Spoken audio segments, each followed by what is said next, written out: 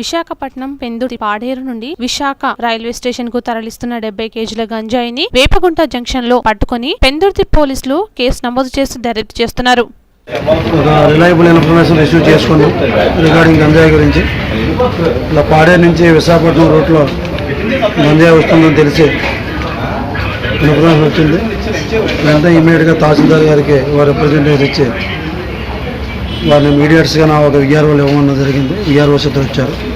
వాళ్ళతో పాటు మేము వెహికల్ చెకింగ్ చేస్తుండగా అటు పాడేరు నుంచి ఒక ఆటో నెంబరు AP 31 మన ఆటోలోనూ సుమారు ఒక 70 కేజీల వరకు ఉంటుంది.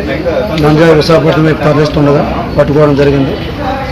వారి పేరు జె బాబా సాహిబ్ అంబేద్కర్, ఈయన సుండ్రుపుట్టు విలేజ్, పాడేరు మండలం. ఈయన తీసుకొచ్చి ఇప్పుడు అరెస్ట్ చేసి రిమాండ్ చేయడం జరుగుతుంది.